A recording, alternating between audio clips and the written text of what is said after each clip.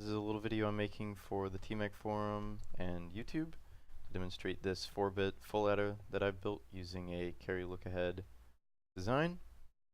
This is all of the necessary gates for the carry look ahead logic.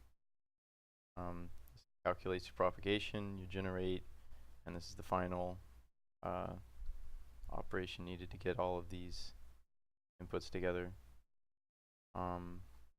Well, actually, technically, these are also included in the carry calculations. This is merely for input management, so that basically you can invert B for subtraction. You can completely disable B by just not enabling these AND gates. These AND gates allow you to send all of the inputs to the adder at the same time on one switch, which is this switch. And this is your carry input.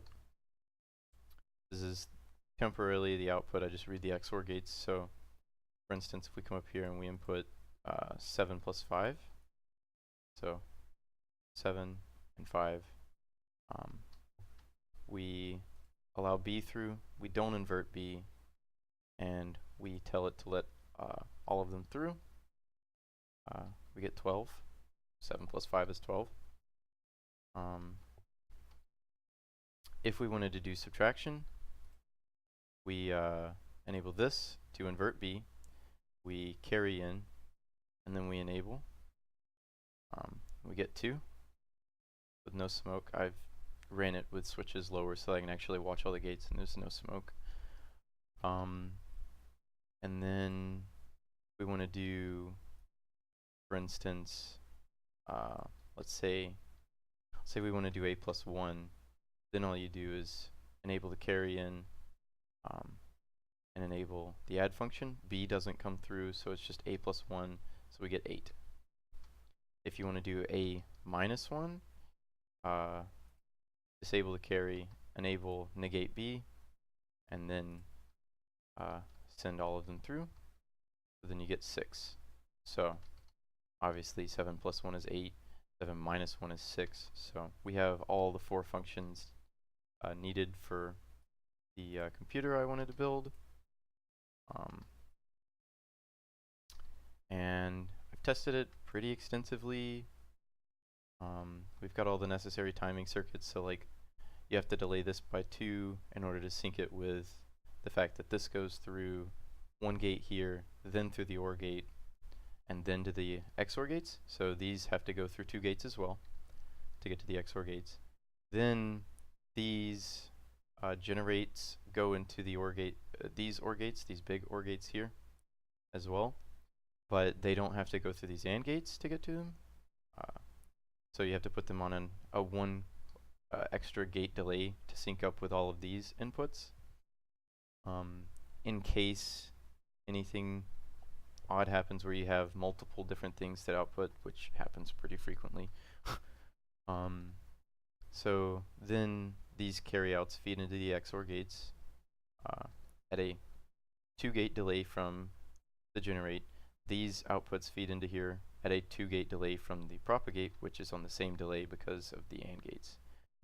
So the only modification I need to do to make this a more fluid system and make it into a computer is turn these 4 inputs into 2 inputs on a decoder, which is currently my next project idea, is to make a nice decoder that basically allows me to select, add, subtract A plus 1 or A minus 1 with 2 switches.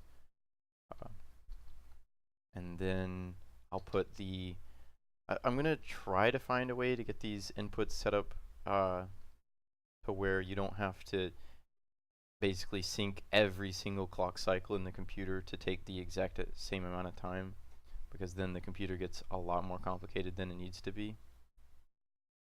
And so, yeah. And if you're wondering why I'm doing a carry look ahead method, is because, for instance, designs like Crawler's computer, the propagate calculation can happen before the carry calculation can happen on some of the higher bits or some of the lower bits even. And so when they reach the final XOR gate, they'll be out of sync.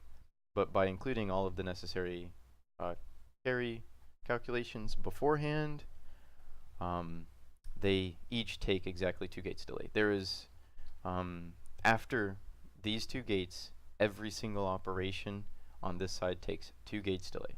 And that's the only reason that other designs don't work, because their carry is a ripple carry design. So basically, on Crawler's design, basically the way he has his input set up is, you know, the 2 extraneous bits over here to the right would say have 0 delay, then the ones beside them would have a 3-tick delay or 3-gate delay on A and B, and then the next one would have 6-gate delay on A and B, and the next one would have a 9-gate delay. But you can't compensate for every individual operation that way. For instance, 7 plus 5 broke his design when I tested it in my world.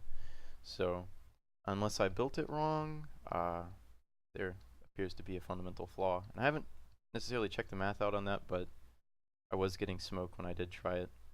But I haven't managed to make this thing smoke with any of the weird operations I've tried, except when I tried building the first decoder. That messed things up pretty badly.